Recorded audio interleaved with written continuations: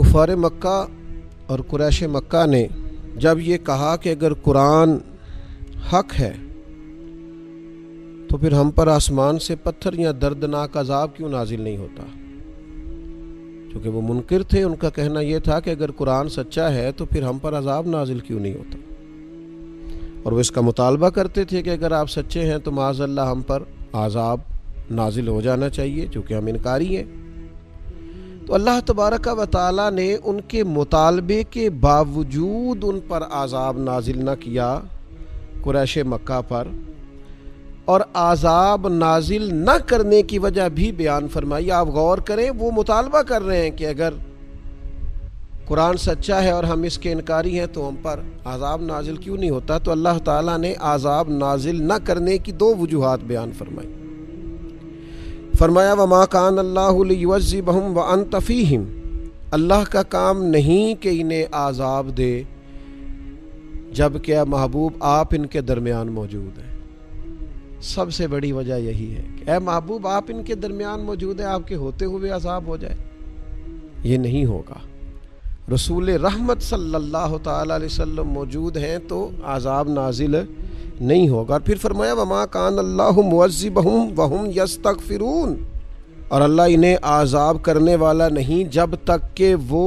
بخشش مانگ رہے ہیں، جب تک کہ وہ استغفار کر رہے ہیں، چونکہ ان کے درمیان صحابہ بیٹھ کر استغفار کرتے تھے، اللہ تبارک و تعالیٰ نے ان پر عذاب نازل نہیں فرمایا۔ ایک تو یہ کہ نبی کریم علیہ السلام موجود ہے، اور دوسرا حضور کے غلام وہاں استغفار کرتے۔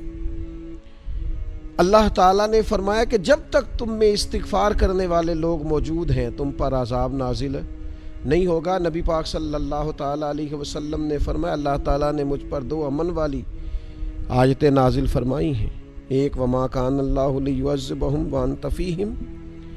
اور ایک وَمَا كَانَ اللَّهُ مُعَذِّبَهُمْ وَهُمْ يَسْتَغْفِرُونَ، محبوب آپ موجود ہیں عذاب نہیں آئے گا، اور جب تک استغفار کرنے والے موجود ہیں عذاب۔ اور یار کبھی استغفار کی فضیلت تو دیکھو، جب تک کوئی استغفار کرتا رہتا اس پر عذاب نہیں آتا، جب تک کوئی استغفار کرتا رہتا اسے سزا نہیں ملتی۔ مجھے کہہ لینے دیجئے، جب تک کوئی استغفار کرتا رہتا ہے اس کے پردے نہیں کھلتے، جب تک کوئی استغفار کرتا رہتا ہے اسے اس کے جرموں پر سزا نہیں ہوتی۔ استغفار ایک ایسی چیز ہے، رب سے بخشش مانگنا ایک ایسی چیز ہے جو اللہ تبارک و تعالیٰ کی طرف سے آنے والی سزا کو، اللہ کی طرف سے آنے والی ناراضگی کو روکتا ہے۔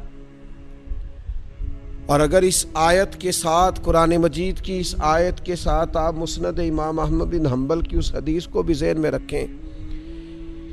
جو حضرت ابو سعید خدری رضی اللہ تعالیٰ عنہ سے مروی ہے کہ رسول اللہ صلی اللہ تعالیٰ علیہ وسلم نے ارشاد فرمایا کہ شیطان نے کہا تھا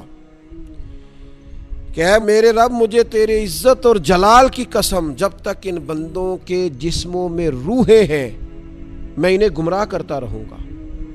تو اللہ تبارک و تعالیٰ نے فرمایا مجھے بھی اپنی عزت اور جلال کی قسم، جب تک وہ مجھ سے استغفار کرتے رہیں گے میں بھی انہیں معاف کرتا رہوں گا، انہیں معافی ہوتی رہے گی جب تک یہ استغفار کرتے رہیں گے۔ میری اپیل ہے ہر اس شخص سے جو کسی بھی مشکل کا شکار ہے، کسی بھی آزمائش کا شکار ہے، کسی بھی ذہنی پریشانی کا شکار، وہ کسی بھی قسم کے دباؤ کا شکار ہے، کسی الجھن کا شکار ہے، کسی تکلیف میں ہے، کسی درد میں ہے،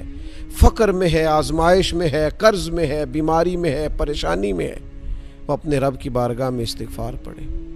استغفر اللہ ربی من کل ذنب واتوب الیہ، کثرت کرے، نہیں تو استغفر اللہ استغفر اللہ استغفر اللہ کثرت سے پڑھے۔ کسی بھی صورت میں اپنے مالک کے حضور استغفار کرتا رہے، کرم ہوتا رہے گا، رحمت ہوتی رہے گی، بخشش ملتی رہے گی، اللہ درگزر فرمائیں گے۔ اللہ تبارک و تعالی ہمیں جڑ جانے کی توفیق عطا فرمائے۔